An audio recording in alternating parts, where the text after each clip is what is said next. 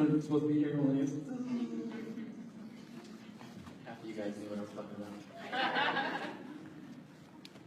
Okay, guys, everybody welcome. This is very short notice, I understand, and we just barely put this together. Basically, this is a group of maybe like seven of us that put this together. In fact, if you helped plan this, like Dave and Jen, can you guys raise your hand? Because I think they're all back there. Just so you know who did this.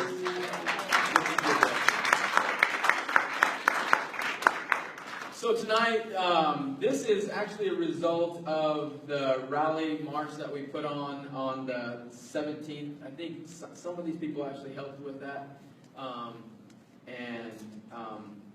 came to the realization, I realized that, hey, this can happen.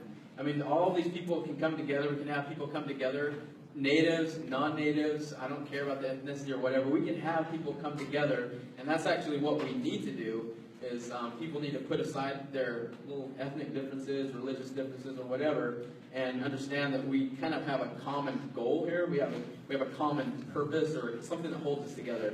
And I think that first thing that holds us together is that we're all human beings.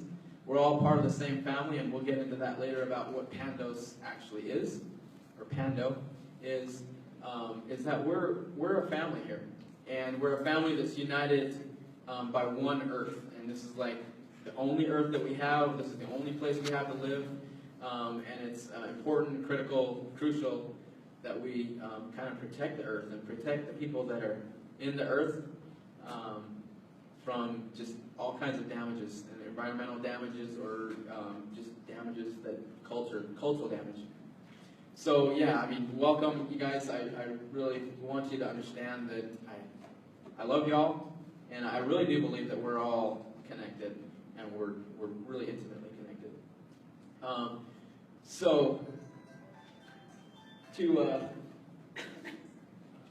Tonight, the purpose for tonight is to educate people, for all of us to get some education, and to maybe get a new perspective on things, or just to get a deeper understanding of certain things.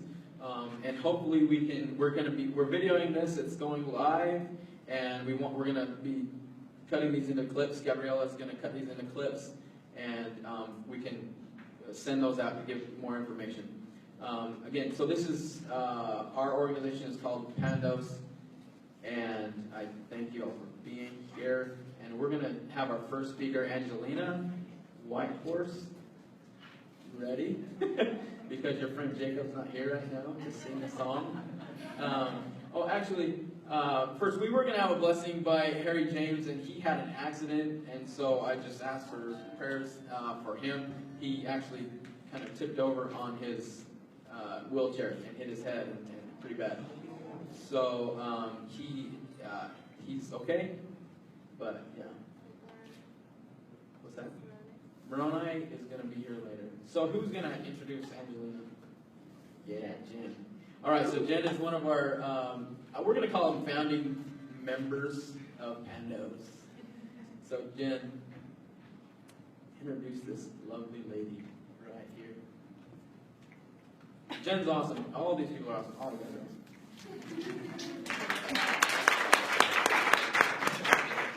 All right, we have Angelina Whitehorse coming up. She's going to be talking about the Native struggle. Her intro is Angelina Whitehorse, a Navajo Dene from the Four Corners region, is a graduate student at the University of Utah, where she is in the one-year advanced standing Masters of Social Work program, where she's on a team of PhD researchers studying PTSD in American Indian populations. She also serves on the Masters of Social Work Student Association as the Native American Student Ambassador. She graduated with high honors from Utah State University, where she received her Bachelor's of Science in Social Work and her Associates of Science in Criminal Justice, with 2 minors in Sociology and Criminology. There she graduated as Outstanding Student in the Phi Alpha Honor Society, as well as the Pinnacle Honor Society, and was awarded Outstanding Student in the Criminal Justice Department.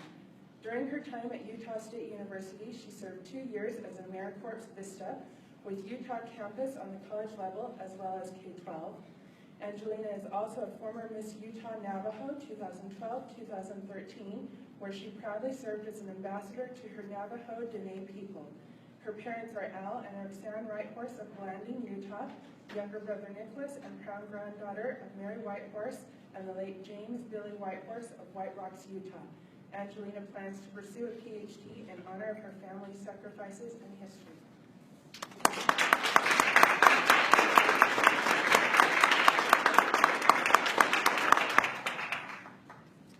Good evening, everyone. I just want to say Happy Indigenous Peoples Day. Really quickly, I just want to introduce myself in my Navajo language. Angelina Billy Whitehorse Torichin Im Shlong, Do Totoni Batani Bashichin, Ado Hanahim Dishiche, Do Tobahan Dashinala, Safkehana Je, Do the Wiju Ko Hadonasha. And I just want to take this time to tell you that I'm very honored to be here today. Thank you, Carl, for inviting me. It's a real honor to be here and to speak to you in my Diné Navajo language, because for generations the language was tried, the purpose was to be wiped out. So I'm very fortunate to know how to speak my Diné language and understand and speak to my grandparents. How many of you were at the Standing Rock protest and rally? Yeah? Cool. Okay. So that was really cool. Carl put that together for us. And Carl invited me here today to kind of talk a little bit about the struggles of being a Native in the modern westernized world. I have actually put together an essay of my experience at Standing Rock, and I want to read that just to share. And I ask that you bear with me. I'm sick today, so if I cough, if I take a moment, please excuse me. So my grandfather once told me when I was young, "Granddaughter, the world is filled with people, but there are only a handful of human beings." He also told me, Native people are spiritual beings living in a non-spiritual world, and to always stay connected and respect Mother Earth. I began to reflect on that as I walked through the high prairie grassland. I look up at the stars and think of my Native people, my elders, my ancestors, and my grandfather and his strong spiritual and humble spirit looking down at me from the stars as they light up the North Dakota sky. It's around 12:30 a.m. and the sound of the drum beats from the main camp echo and vibrate throughout the Standing Rock Sioux Reservation. The dozens of teepees that surround me glow from the fire that is live and breathing within each one of them. Although it is very late, families laugh, children play, and the outside westernized world of television, cell phones, internet, and chaos is for a moment forgotten. As I walk along the dirt path towards the Missouri River, the sacred water of the Sioux people, I pass many horses that belong to young Native men and women, whom rode bareback proudly and bravely all throughout the camp earlier that day. Horses adorned with paint and feathers followed the bravery of their Native warriors. The horse, who are feeding on the grass and drinking from the water, stand silently and peacefully as they seem to feel connected to Mother Earth. With nothing but the light of the stars guiding me through the grass, venturing to find a place to use the restroom before I bundled up for the night, I walked quietly and alert in my traditional Navajo skirt and moccasins, as if outsiders or invaders were watching from afar. As I continue to walk, I know I'm approaching the river as I start to feel the coolness of the water and the sound of it flowing freely, untouched, and pure. Suddenly, I stop in my tracks and stand in silence, understanding the moment that I'm experiencing. I turn to my friend Monica, who has been walking in silence behind me. "Monica, do you feel that?" I ask her. I wonder if this is how our ancestors felt back in the old days, with the teepees up, horses grazing, and the small family camps with elders and their families, and how we are walking in the tall grass along the river. She responded, "I feel like I'm in the scene from the movie The Reverend." With enthusiasm, I respond, "Yes, exactly." We continued to walk, and I stated, "I also wonder if this is how they felt when they were being invaded by the U.S. government, when the land was being taken from the camps and being raided.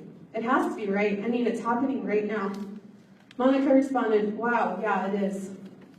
We started along the path again. Without question, I told her, I think this is the most connected I've ever felt to our ancestors. She stopped. Maybe this is what our ancestors wanted us to feel, the connectedness to them and to everyone else around us again.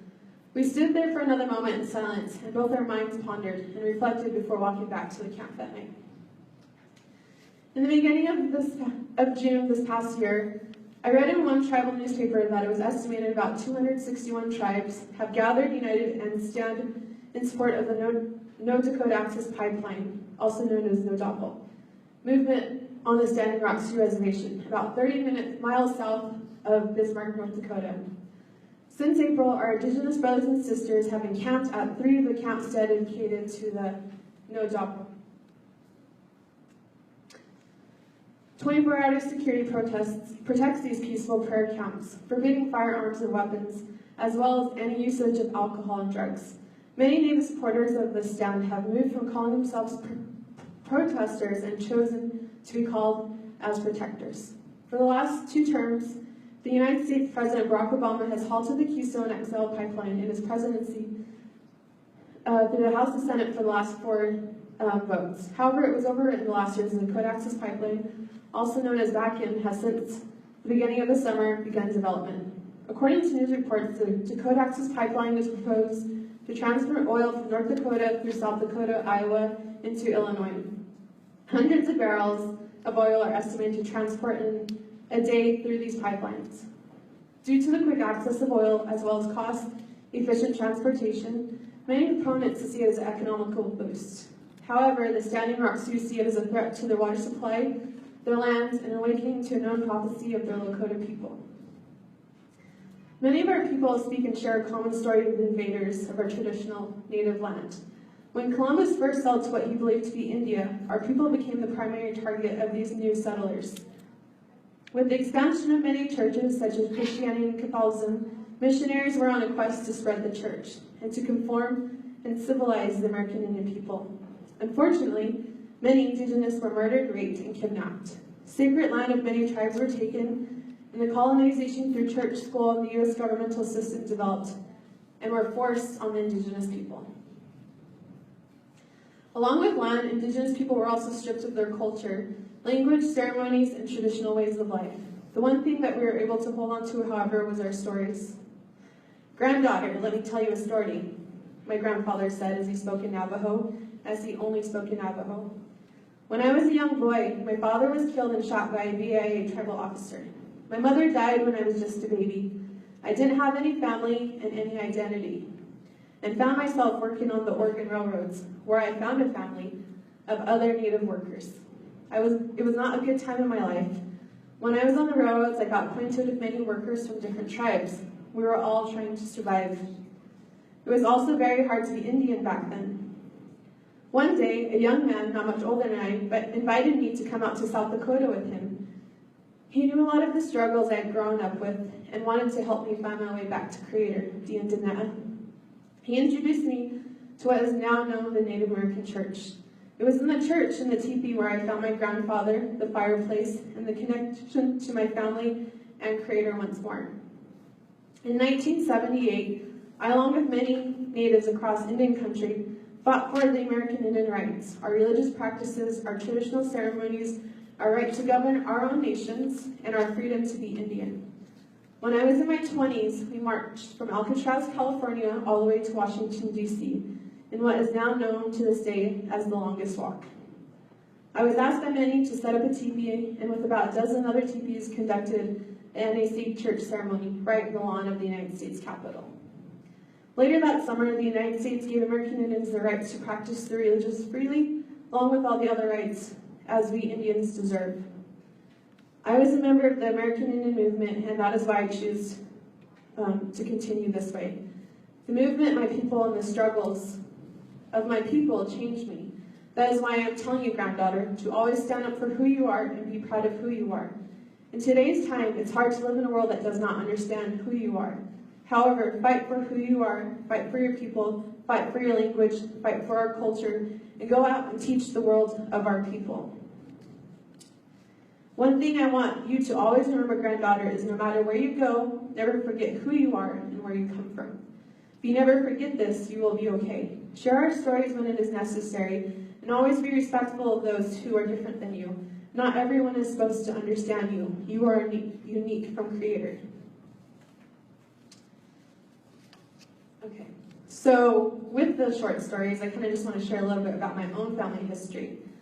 My great-grandparents were survivals of the longest walk in 1864, where they were sent down to Bosque Redondo, New Mexico, where Navajo people were supposed to be exterminated initially. And my great-grandfather, as I mentioned, was shot and killed by tribal officers simply for being Navajo. And my grandmother was sent to a Indian school here in Utah, where she was told not to be Native and to cut her hair and to never speak her language again.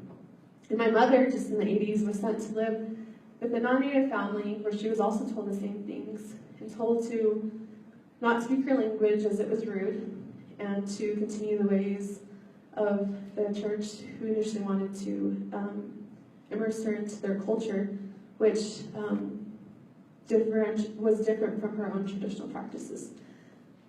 So with that, these are stories I want to share today to show you that as Indigenous people, think about the history that our people endured. Think about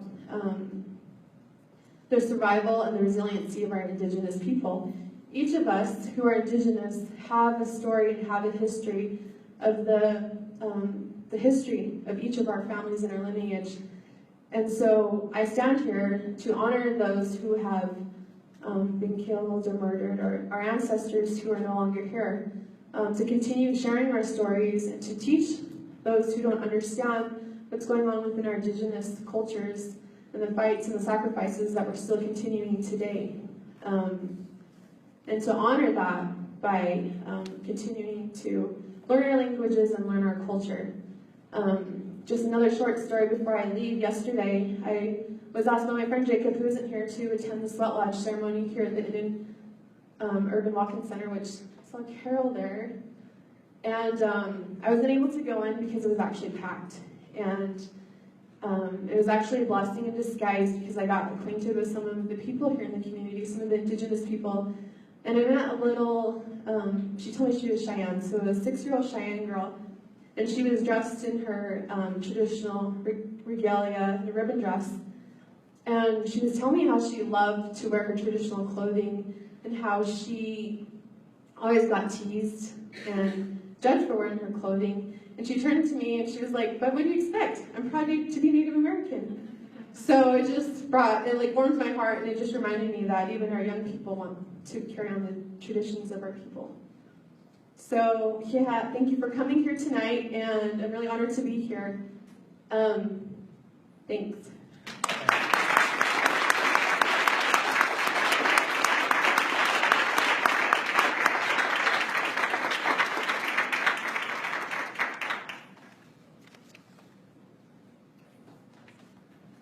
Good evening, and thanks for coming out. My name's Dave John, and I am kind of helping out the community also.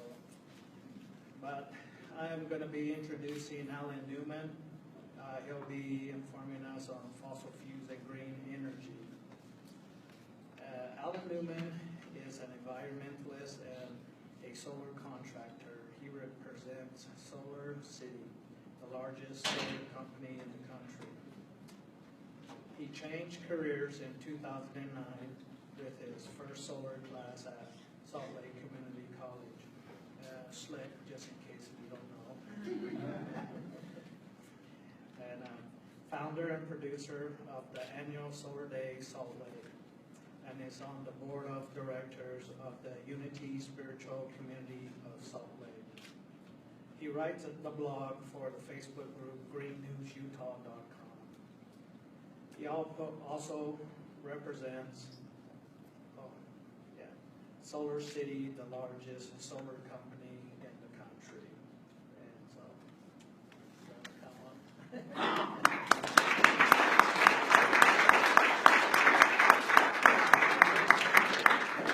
Thank you very much. Oh no, white guy, come on. We just started with Native Americans. How did that happen? I don't know, but I really appreciate this invitation. It's an honor for me to be here and witness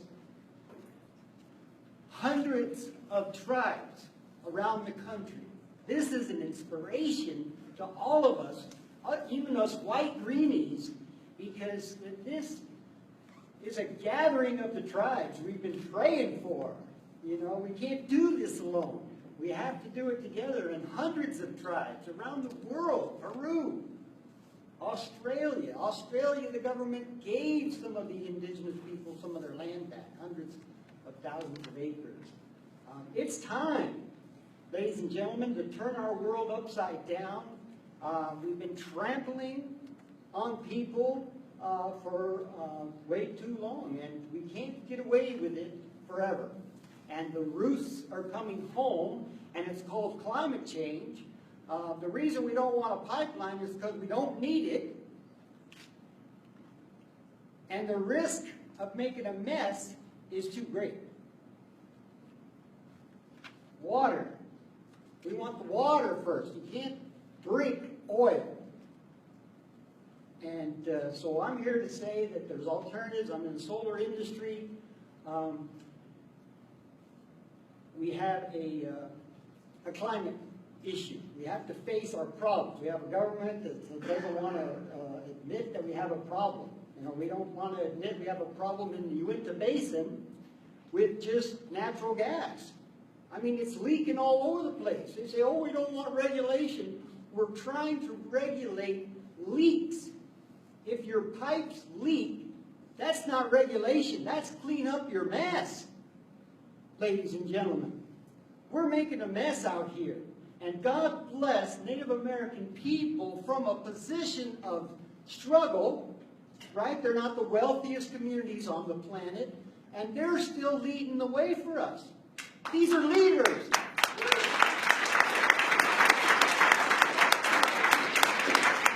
I'm just so inspired by this leadership and the gathering. And that's why I'm here today, is just to witness this Native American leadership. And, you know, I'm speaking the language. Just speaking the language, it hits me someplace. It's like, wow, I want to, you know, this is guttural. It's earthy. We have something to learn from Native American people, and our job, my job as white, is to give them the stage. You know, I'm going to get off the stage right now because God bless them for standing up for all of us. Thank you very much.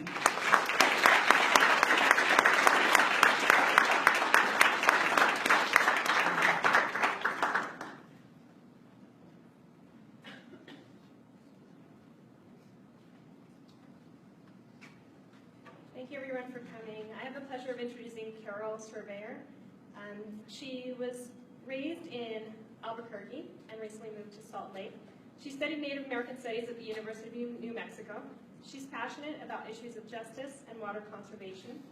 With encouragement from her mother, she started the Resilience Gold Mine Walk in Shiprock, New Mexico. This year was the first annual. In her free time, she also loves to spend time with her daughters, who are here as well with her. So Carol, please come up.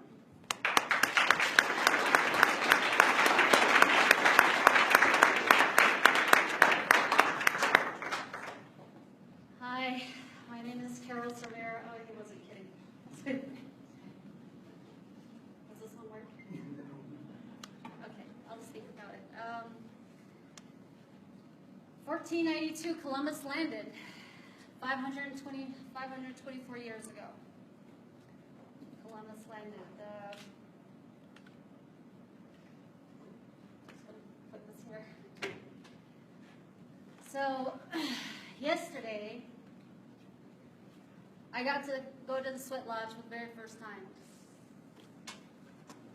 And several of you were there with me, and the experience for me was scary. I was scared. I was scared to walk back into the lodge, into a path, spiritual path that my ancestors had laid out before me. It was powerful for me. The first round, as I walked in, I sat inside. They brought in the stones, and they were hot. They haven't even brought down the rest of the canvas, and I was already terrified. The heat from it was just so great that when the canvas went down, I couldn't breathe. I could not breathe one breath. I had to get out. It was less than a minute that I had spent in there, and I got out, and I cried. I cried because I felt like I let down my ancestors. I felt like I let down my people, my daughters who had let down. This fight, this movement that we're doing, I felt like I wasn't doing my part. And I started to think, why am I here? What is my purpose? As a Native American woman, what is my purpose for being here? As they sang that first song, the second song came on. They came out, and an elderly came out to me and reached out and said, do not be afraid. Come back in. Don't be afraid. And this is an elder. This is not a family member. As Indigenous people, we come together and we help one another, whether or not we're family or not. And he reached out to me, and he said to me, sister, come back in. Pray. Pray and come back in, because you know what? When you pray out here, you're praying to your Creator. You're talking to Him. But when you come inside, you're sitting there with Him. You're sitting there with the Creator inside this sacred, holy place. I sat there and I started breathing, and finally, things started to straighten out for me. I sat in there two sessions, and I got out and I started to think, our ancestors have done this. They have walked before me. 1887, the Dawes Act came into effect. 1887 was the day that President Cleveland signed the Dawes Act to make the Native Americans to be the priority to be assimilated. To be assimilated, to take on Christianity, to lose their language, their spiritual being, away from Mother Earth so they could take our land. They took our land, yes, they did. 50 years forward to 1934, the IRA, the Indian Reorganization Act came into effect. Finally, the government said, you know what? We're going to go ahead and let you start your cultural sense. Let you have a government system. Let you speak your language again. 50 years later. And we did. We took that. We did not lose a speck of ourselves, our identity, our language. We continued. But the one thing they didn't get back to us was our land. They took millions and acres upon acres. The reason being is because we were told that Native Americans didn't know how to use the land, how to utilize the land. We were living off the land. The land was giving us life. They didn't understand that. They were looking at it as profit. They wanted to make money off of it. That's what they were looking at. They were looking at this as a gold mine. We fast forward to 2016. Here we stand today. I stand before you right now. I'll give you a little reason why I stand here before you. Last year, August 5th, 2015, the Gold King mine, there was a hole that was burst into it. EPA says it wasn't their fault. Nobody takes accountability when a fault happens like this. Nobody does. A plume came down the Animas River, laced with arsenic and mercury. A yellow plume that settled all through Animas River, through the San Juan River. And we watched it flow. Helplessly, we watched it flow. I know what happens personally to a community when your waters are contaminated. I saw how communities, natives and non-natives, scrambling, looking for help, for clean water, for their plants, for themselves, for their animals. I saw the panic-stricken communities. I saw that personally. I saw how people struggled buying water bottles by the count. The water bottles were empty in these stores. These companies were making money as we were buying water bottles. Something water is not supposed to be profitable, they were making profit off of. For one whole week, we saw this plume. My community, Shiprock, New Mexico, closed. They closed down everything that had water, everything, drinking water, irrigation water, everything was shut down. Everything came to a halt. A year later, today, all EPA did was put us on the Superfund. No updates. We don't know if the water is still clean enough. Nobody knows what has happened. So when I saw the call out for Standing Rock, did I make it? Yes. I took a stand and I wanted to go. I wanted to be there because I know personally what happens to a water that contaminates. I've seen it personally, and I was there in August. I went there. And Dakota Pipeline, the DPAL, wants to build a pipeline under the Missouri River. This water is drinking water to 17 million people. Yesterday, I did a census on the state of Utah. There's 3 million here in the state of Utah in 2014. That's 3 times the population that if that oil line bursts. 17 million people without water. It stuns me. It really does. 17 million. And right now, my people, allies, you've seen it today if you came in. That was live feed from today. We're standing there as I stand before you right now. No weapons, but prayer. I have nothing on me, and they have maced my people and my allies. They have set the dogs on them for protecting water, just as I stand here. No weapons, peacefully, water protectors. Where's the justice? Today, the Supreme Court or the U.S. Justice said it was okay. They lifted the sanction and said it's okay to go ahead and lay another 20 miles of pipeline to the Missouri River. I stand here wearing the colors of justice, red, white, and blue.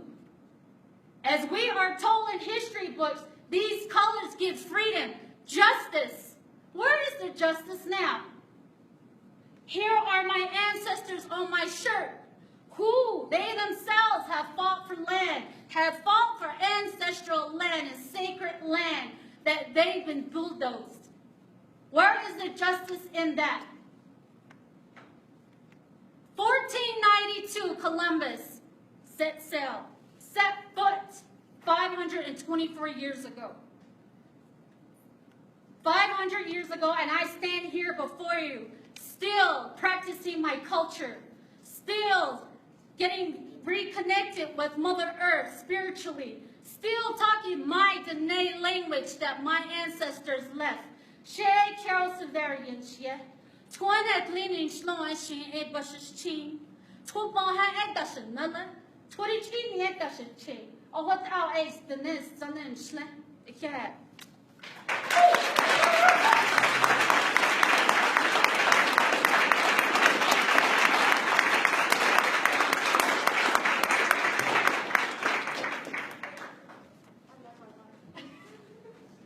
Thank you for that. Hi everyone, my name is Lindsay, and I'm here to introduce our next guest.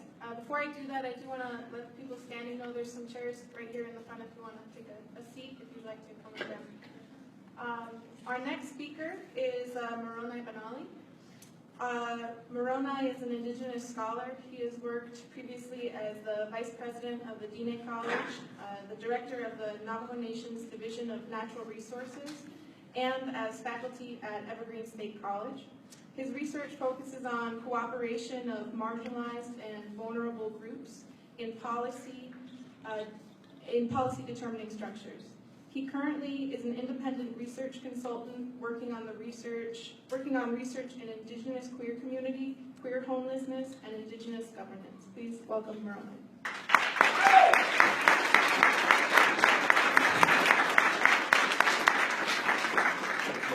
co-optation, by the way, not cooperation, two very different things. Yateche Moroni Benally, Jenna Shashin Batani, Bashichin, Dor, Hane, Bashichi, Kaba, Isaac Hotlikan, Nasha, Without it. My name is Moroni Benally, and I'm just a recent transplant to Salt Lake City.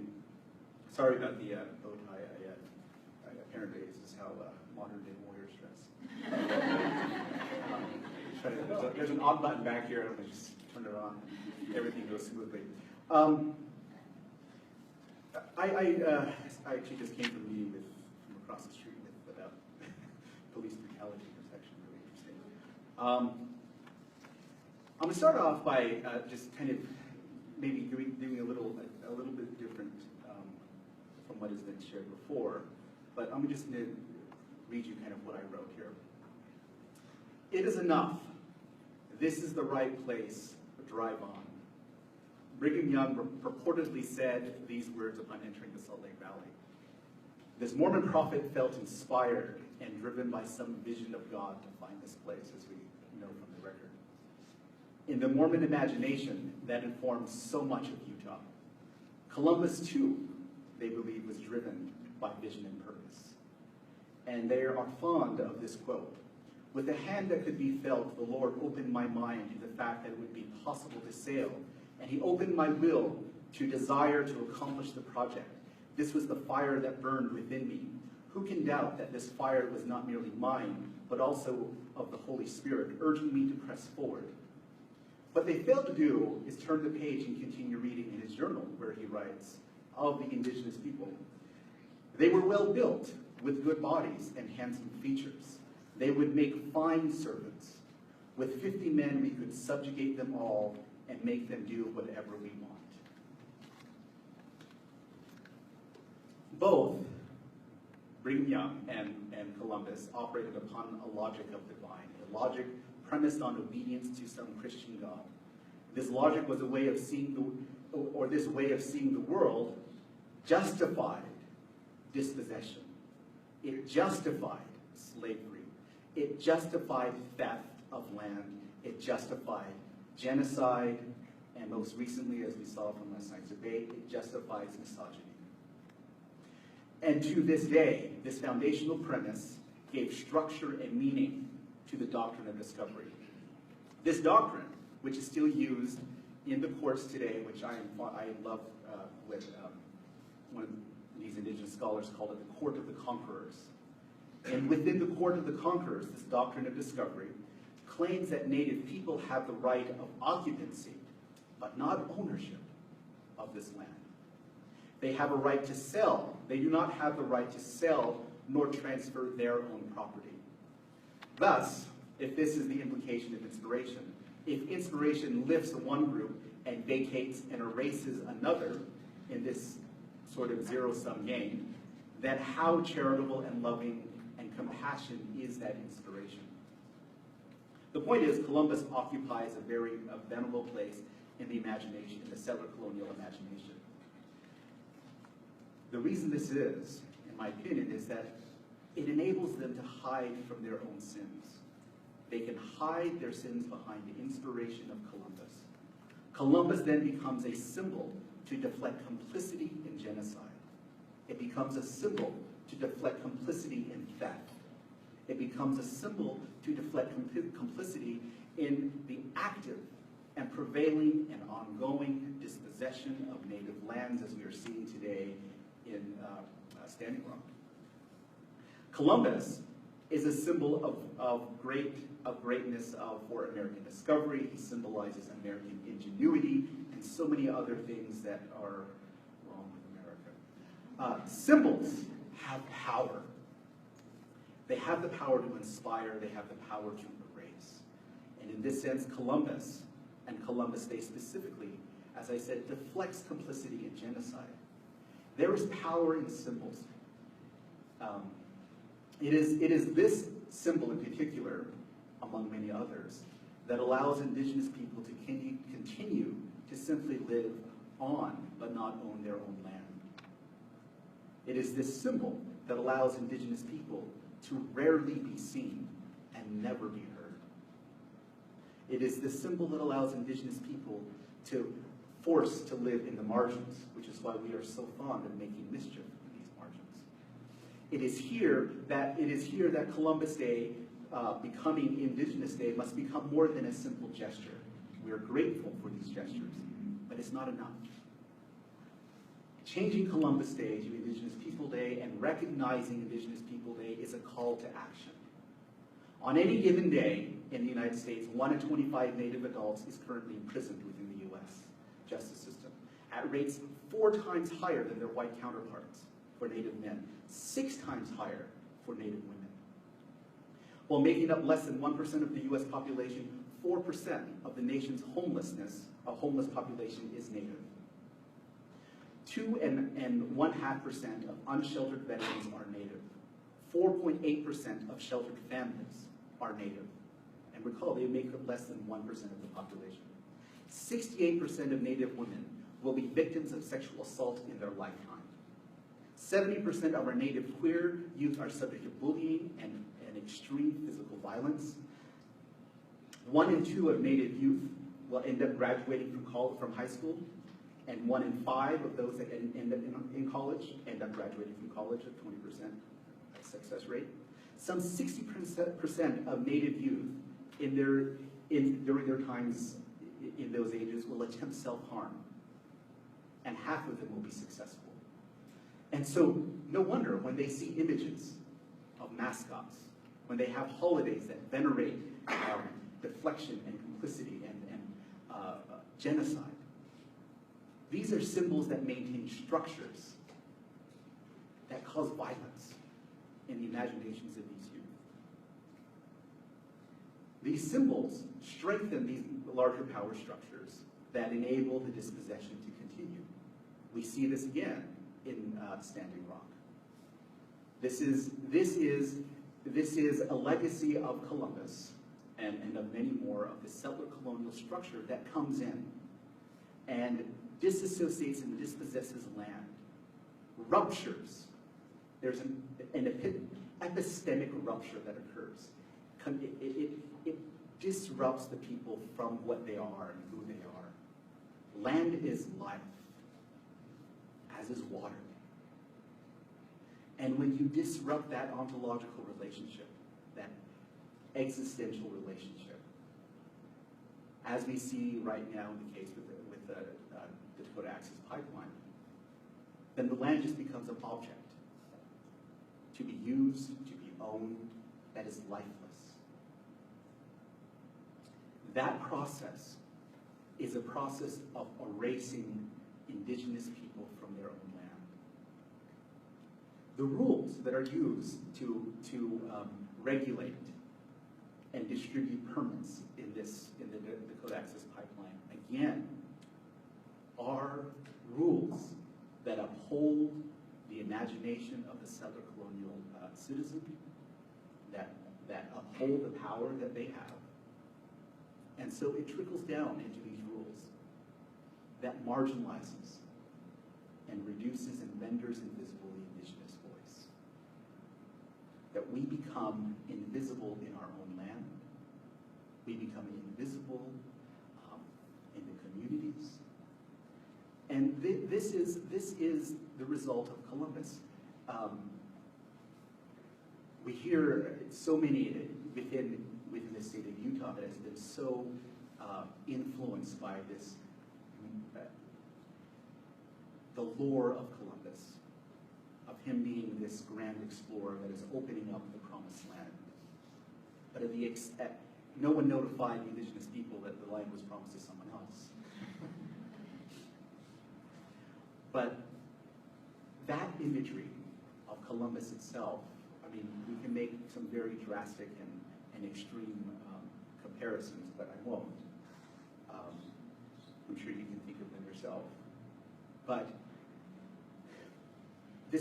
the gestures across the country are amazing, of attempting to make a shift in this and rupture, absolutely unsettle this larger structure that memorializes and generates Christopher Columbus and all that he symbolizes. But the gestures are not enough.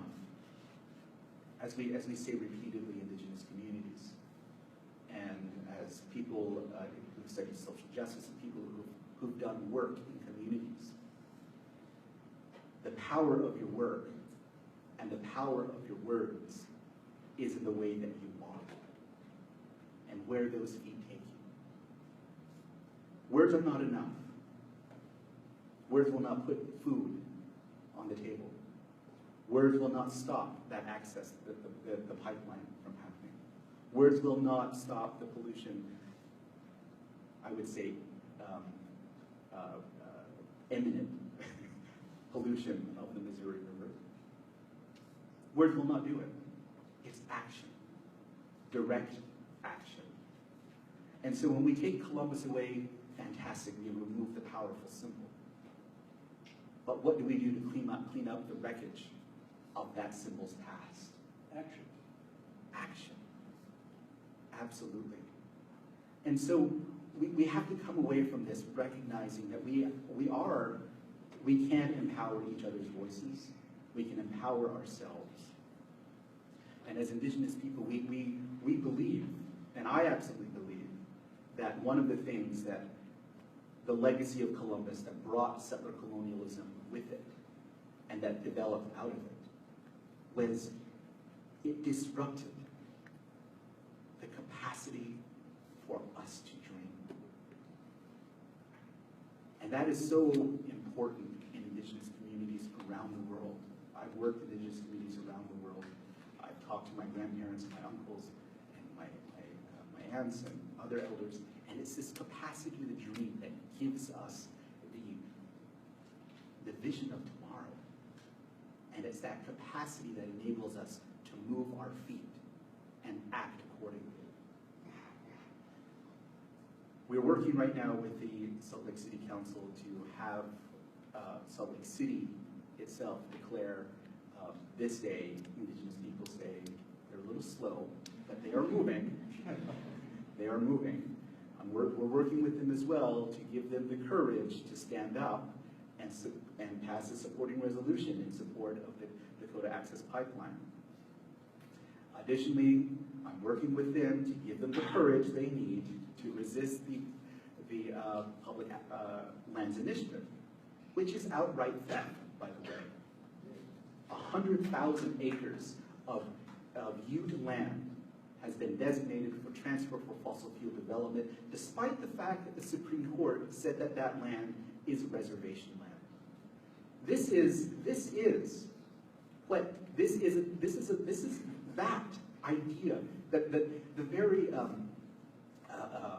just audacity of them to move forward with that suggestion is a result of the doctrine of discovery, which came out of Columbus himself, saying, oh, the natives do not own the land, so we can move them wherever we want. As long as they have land to occupy, we can move them.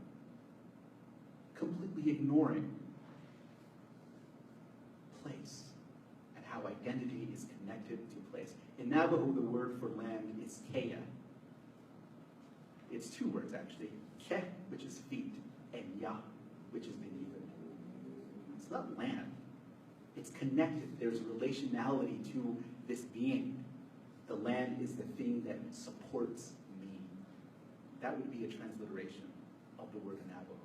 And with most Native communities and their languages, you have those words. It's not dissociated. There's no.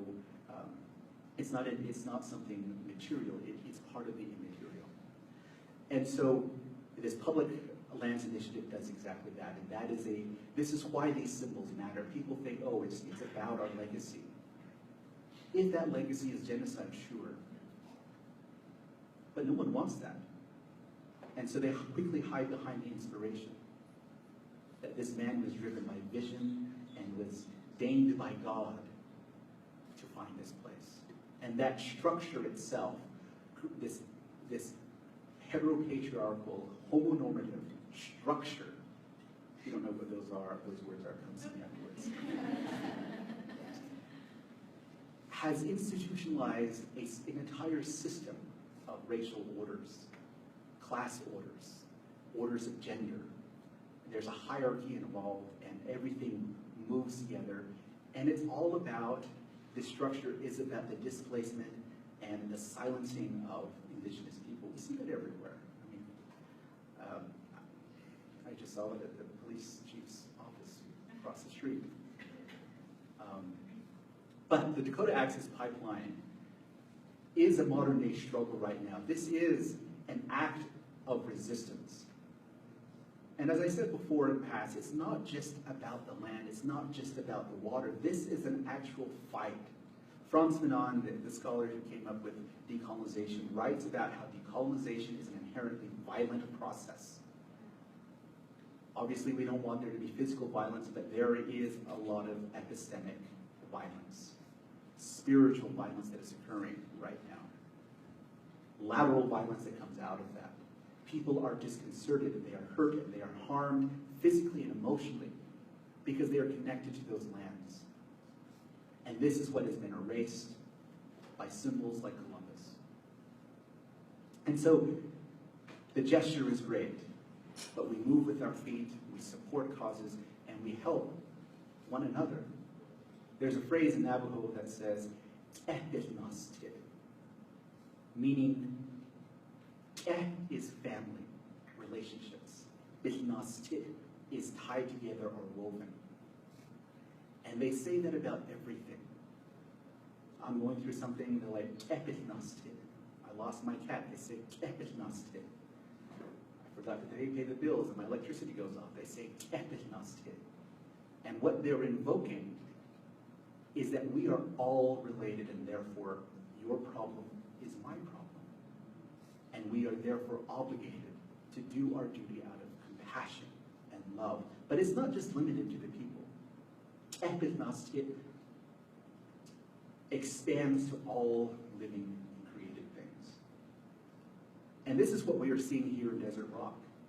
The revival of this idea, this notion, is a direct resistance to these symbols that have dispossessed Native peoples, that have erased them from the imagination of the Americas. And this is what we are doing. Thank you all for coming and participating. Thank you.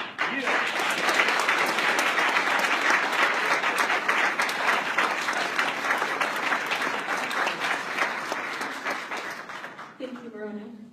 Our next speaker is Irene Oda. She's going to speak on colonialism and imperialism. Irene Maya Ota is an academic program manager and the diversity coordinator at the University of Utah College of Social Work. She has a BA in cultural anthropology, a master in public administration, and is currently working towards a PhD in education, culture, and society. Her research interests focus on critical space theory, identity formation, and social justice advocacy and action. Irene?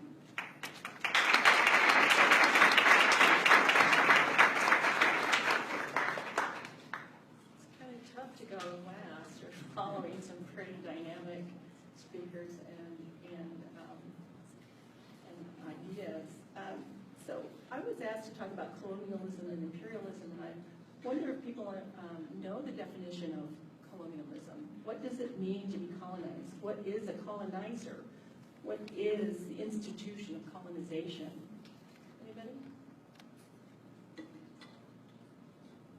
So colonization and imperialism sometimes go hand in hand, but they can be separate. So when we talk about colonization, what we're talking about is someone from outside the space where there are indigenous or native peoples that live there. And that can be anywhere, right? Anywhere. We're not just talking about in the United States of America. It can be anywhere. That someone from outside that space comes in and then takes the space. They actually occupy the space. They are physically there. What's called settler colonialism is what you've heard. They are actually physically there. And they not only just take the land through the doctrine of discovery or manifest destiny, which is always invokes God, the God-given right, because what higher authority is there than God if you believe in God, right?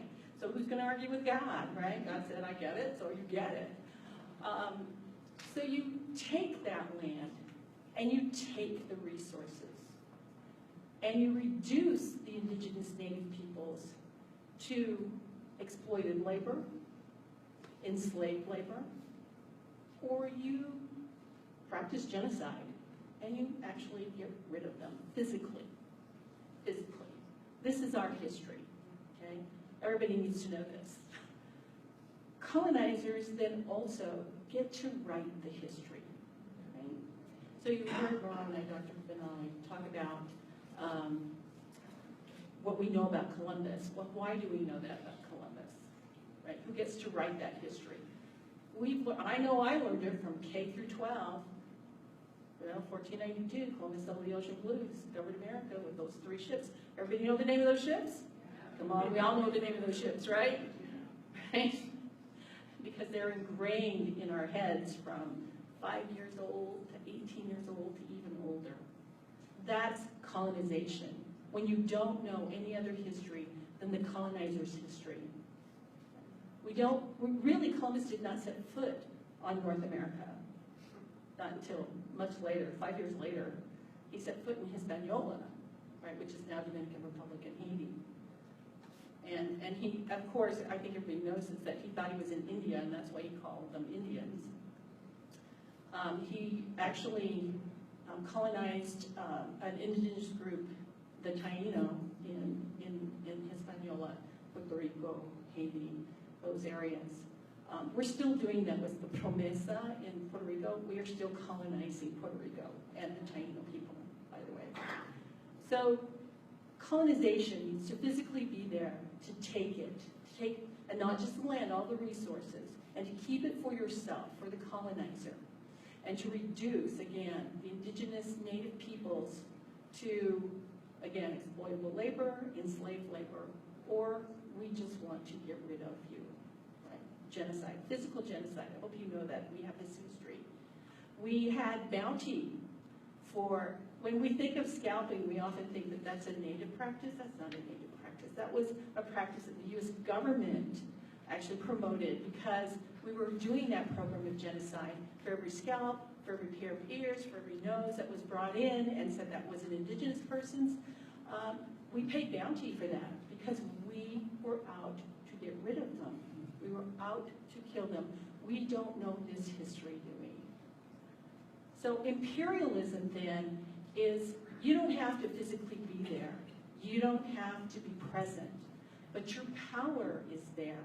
And you can take, again, the resources. Again, you reduce that population to exploitable, enslaved labor, or you get rid of them. Usually in imperialism, you keep the labor, right? Because you're not there. So you need someone to get the resources for you.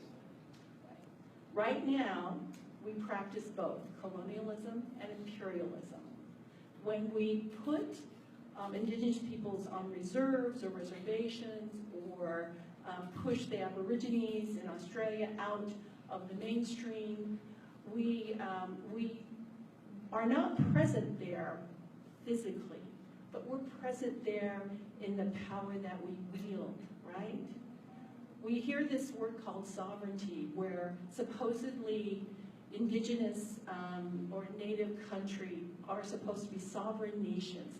They're supposed to be domestic nations within the United States. We are supposed to have, when we call them sovereign nations, domestic nations within the United States, we're supposed to have relations. We're supposed to treat them just like we do like the nations of France or Italy, right? They're supposed to have sovereignty, which means the ability to govern themselves with rights to the land.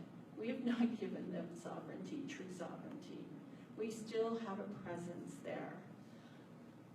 Right now here, we are in a colonized space, right? To decolonize is very difficult. It takes a lot of work. To decolonize means to bring back a language that was prohibited for over 200 years, a language that was not allowed to grow, to nurture, to develop. It's very hard to go back 200 years and bring back a language that is current, that can help navigate in a colonized space, particularly when the colonizer says you have to do that in English. Right? If you're going to deal with us, you're going to deal with us in English. We never say, well, maybe we should learn some indigenous languages, or maybe we should use leaders who know the language and deal with each other on that playing field.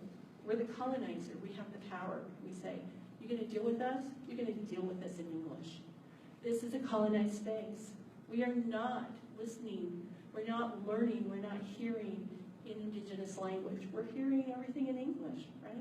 This space, this public space, this beautiful public space for use for everyone, is on land that was stolen. My house, the house I love, the house that brings me joy, that brings me my wealth, right? Stolen. It's stolen land. We are still colonizers. Decolonization is very difficult. Now there's anti-colonization and being anti-colonial, which is what we're seeing in the Dakota Access Pipeline, is what we're seeing with Bears Ears. That this is a push to stop further colonization, because that's what it is. It's continued colonization. Promesa in Puerto Rico, continued colonization. How many of us know what Promesa is and what it's going to do to Puerto Rico? Puerto Rico's in great debt. We blame them.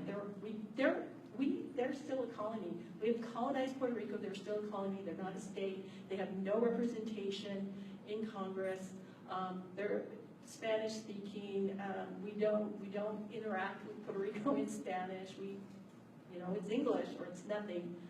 Promesa is supposed to deal with that debt with a 7-person panel that's going to deal with how to reduce that debt.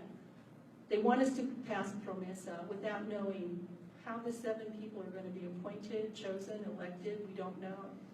We don't know who they are, who they should be. We don't know how.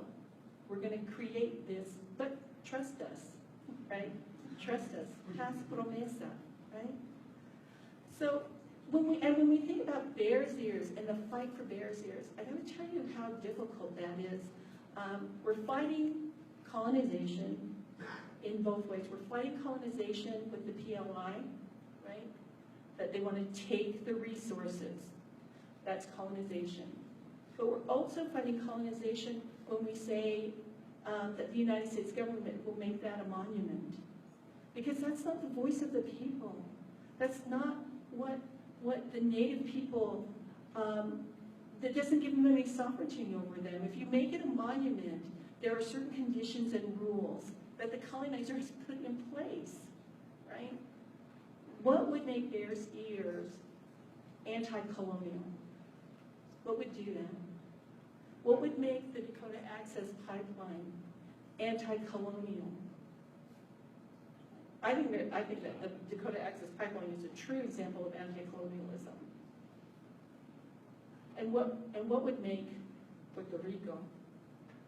What actions could make Puerto Rico anti-colonial? It's not Promesa. My humble opinion, it's not Promesa. Question? Yeah. I wanted to say something about Bears Ears and what would make it post-colonial. Bears Ears is actually a proposal from 5 tribes, supported by many others. It's actually drawn up by the Hopi, the Navajo, the Yupi, Mavu, and the Zuni. And their demand, which is, as I understand it, sweet people in Puerto Rico, that they are asking for a monument designation because they see a monument designation as a way to reclaim a relationship and reclaim some authority over the management of the land. Because just as important as a monument designation is the request for co-management authority, meaningful co-management authority. So there are conditions, right, that they want. So it's not saying, it's not, Yes. and there's no such thing as post-colonial. It's anti-colonial, but post-colonial will never be post-colonial, right? Colonization has happened. It's happened for hundreds of years. So It's here. Groups that are standing with the tribes in support of Bears Ears stand in support of the call for their request for co-management authority, where their proposal is actually an 8-member committee with 5 tribes and the Confederation. Yes, I'm familiar with Yeah, that. okay. I'm So I familiar just with wanted that. because otherwise it would be seen. But then that isn't what the U.S. does when it designates a monument, right? Historically, it Yeah, has not. historically, the colonizer So this does not is a- do that. Right, right. This is a new idea, because the proposal. So this is an From the anti-colonial move. Yeah, that's right. And so thank you for that, because when I say what would be an anti-colonial move, right, it's listening to the people who actually live there, who actually have a stake there, who actually have a history there. I understand that there are tribes that want to designate that as a space, but also want to be able to bury their people there, which making it a monument would not allow. Would not allow. Bury their people in sacred spaces, right? So conditions, right? It's conditional. That, we need to talk to you on that. It, I haven't heard that come up, so I don't know. Right. I'm from that area. Bear Space is 20 miles from where my family lives, and we use the land. We utilize it for wood, berries, hunting, and not every, even take back tribes and use it as some Native people. Not everyone is the Scouts for Bear Stairs or supports Bear Stairs monument. right, it's very complicated, right?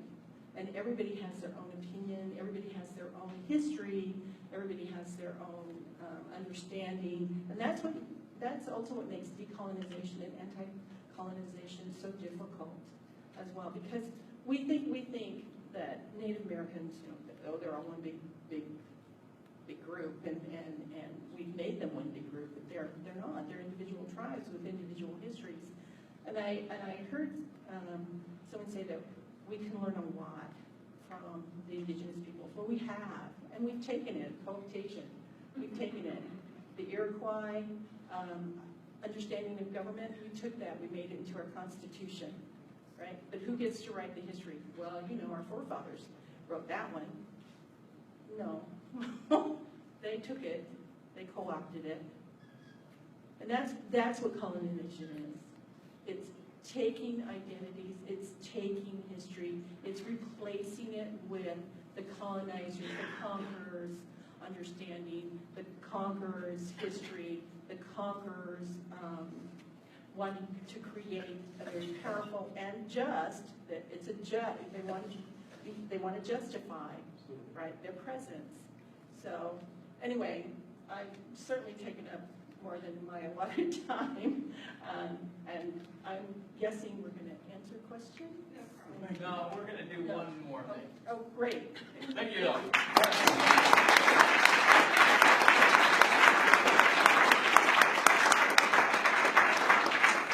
Thanks, Irene. I have the pleasure of introducing this very modest fellow for our last address, Carl Moore. He's going to introduce PANDOS to you.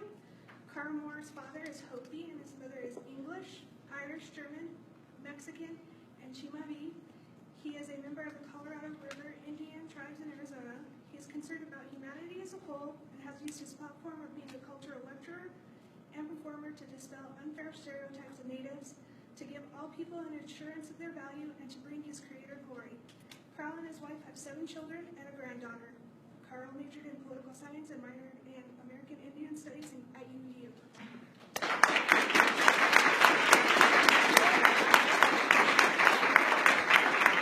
Okay, so yeah, you guys are awesome. This is the last thing, basically. Yeah, so I just want to thank each and every one of you presenters. This is like blowing me away. This is really blowing me away, and I like seriously want to cry when I hear the passion that these people have and the heart and the soul that they've put into what they're telling you about. And I think that you all can feel that. I mean, this is real, and that kind of brings us to like why or like what we can do about this. And I think that we've come together as kind of a founding committee and have founded this organization. It's called PANDOS. And it comes from the word Pando. And how many people know what Pando is? Because it's in Utah. So Pando. Is that right? So Pando is actually the largest living organism in the world. And it's here in Utah. It's here in south central Utah, right next to Fish Lake. And it's a grove of trees. It is aspen, quaking aspens, and it's basically one quaking aspen has cloned itself like 400,000 times, I think. I don't even know. It's cloned itself a lot, but basically, this is what we're about. I mean, it's all of these trees being connected, and they're not just connected because they're all a tree. They're all the same tree, because that's us. That's us as human beings. We're all the same. We're all the same trees. But these trees are connected by something else. And that something else is this root system, and that root system is connected by the earth. And that's us, again. We're all connected by this earth, and we're connected together. We're like so intimately connected that I think that it's one of those romantic notions of Native Americans, they're so connected. They're so connected with Mother Earth. They're so connected. But that shouldn't be something that's just us as Native Americans. That's everybody. Everybody eats. Everybody uses the sun. Everybody uses the water. Everybody uses the earth for life.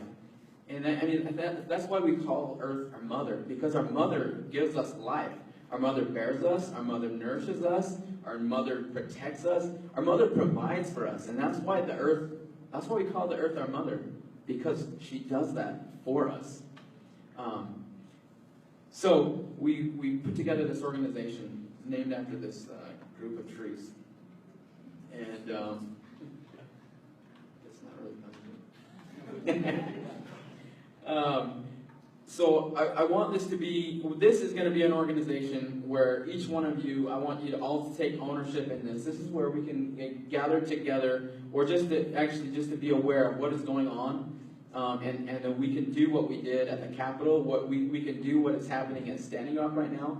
I mean, something is happening, and this is something that I've talked to people about. This is the disaster that happened down in Navajo. You know, the gold mine, you know, that's totally polluted, and I saw that happen, and I felt bad, but I didn't do anything about it. I didn't do a dang thing about it. I saw it. Maybe I reposted something about it, but I didn't do anything about it.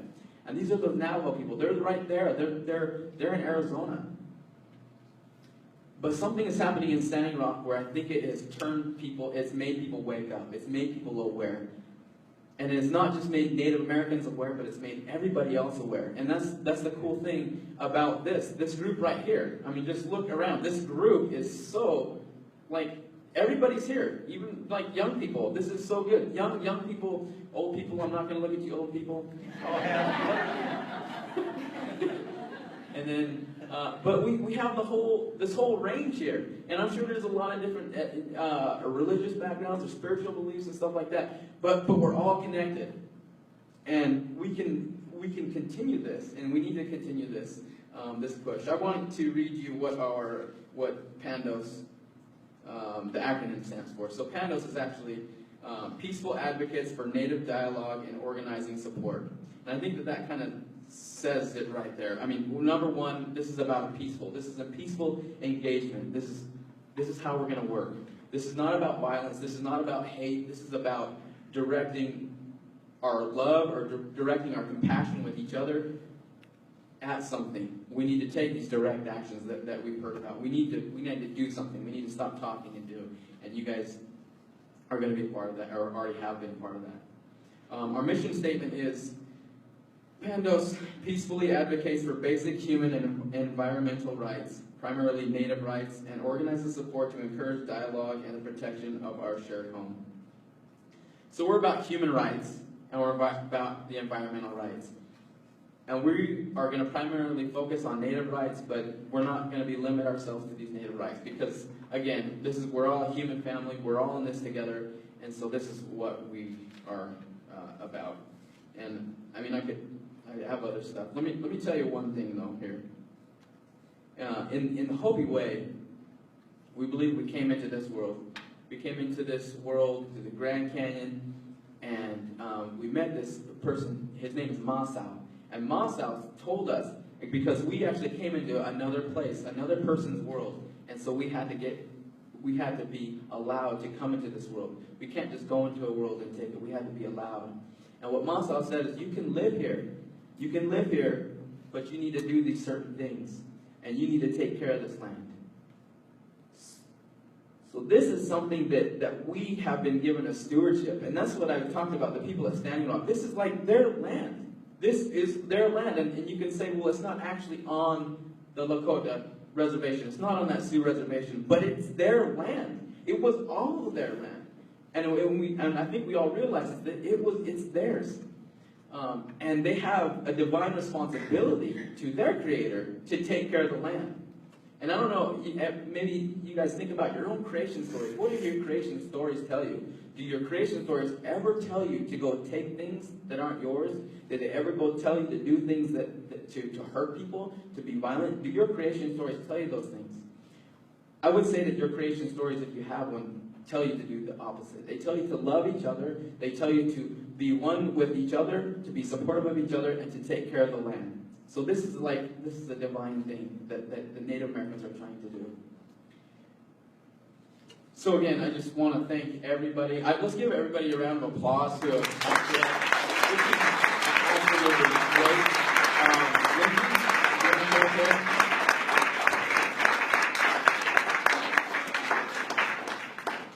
Oh, yeah. Actually, yeah, what is the date today? The date for that? The 26th.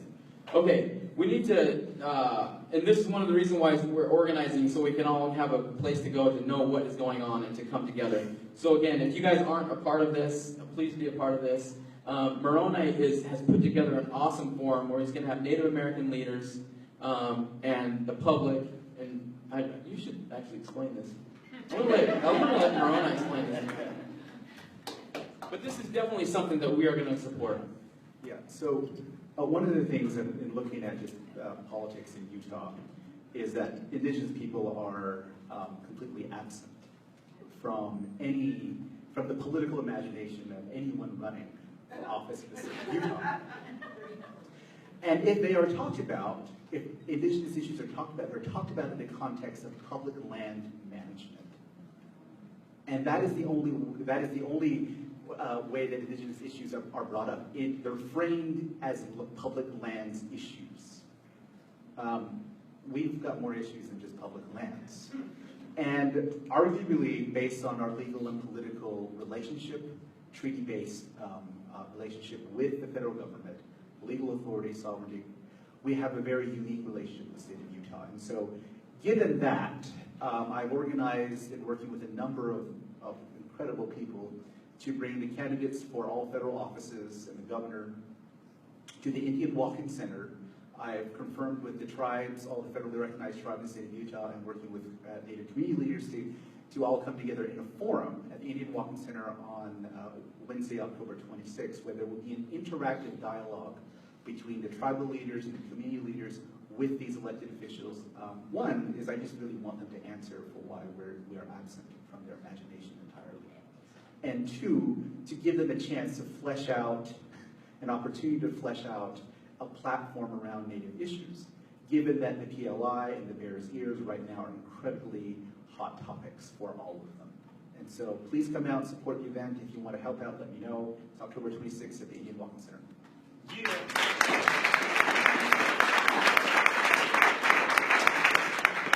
just have a couple last announcements, and thanks everyone for staying with us.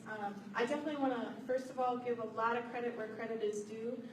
This event and the previous planning meetings, everything happened because Carl came together and said, we need to do something with this momentum. We need to create a movement with this, and so I'd really like to thank Carl for bringing us together. So Marty, Sharon, and Bryce are back there. You guys stand up because they were like on the primary thing when we did the march. When we did the march, you guys were there. Thank you. So just a little bit of nuts and bolts about PANDOS. It's Native leadership, but we welcome, as Carl said, non-Natives as well. And we really want to make this a voice, as Moroni pointed out, that is very much lacking in the leadership here in this state. So this is a brand new organization. I mean, 2 weeks, week and a half. So this is and it's grassroots to the core. And so we're here today to recruit you. Honestly, we're looking at all of your powerful faces and your wisdom and your strength, and we need you as well to come and join us, to be one with us. And so this Facebook page has been up here. This is what we've been able to throw together in the past week and a half, together with this event. There's a sign-up sheet right there. You also can sign in at the table there as well. And then if you, yeah, thanks. We're actively recruiting, and we're recruiting for leadership as well. So we're looking for those people who are willing to stand out in front to help form the foundation of this new, whatever it's going to be. You help us decide. And so with that being said, the smallish committee that's gotten together so far, a steering committee, has set together some guidelines for a leadership committee, and we'd like to recruit for certain positions. So when you fill out the sign-up page, if you're at all interested in becoming part of that leadership committee, we'd like to just list off a few areas where we're really looking for some help. And if you're thinking of yourself, and maybe you're a little shy, but maybe if you know someone who has a certain set of skills, someone who would really excel and help bring their wisdom and strength, we're looking for that. So, it's going to be a leadership committee with a chairman and a vice chair, but we're also looking for people like a technology and social media officer, someone who can, work the social media networks. We're looking for an outreach liaison, a tribal liaison, someone who, two people who can go out and spread the word and bring new people into the organization so that we can grow in strength. The reason, we see that incredible response at Standing Rock is because those people that are standing out there on the front lines, they have power. And the people in the status quo are scared of it. And you can see that blatantly. So, if you go on there and sign up and are interested in joining, we'll contact you with kind of a list of the leadership positions, and we'd love to have you join us. So this is just we've heard about all this. We've heard about the colonialism. Help join and be an anti-colonialist with us, please. Okay, so I just want to say I love you guys. Thank you guys for coming. God bless, and be safe on your way home. So thank you. Oh, and if you want to sign, please sign this ribbon chain. Put your name on this ribbon chain, the peace ribbon chain. And this is the banner that we had at the rally that unfortunately hasn't made it to Standing Rock yet. But if you want to sign this, grab a pen and sign this.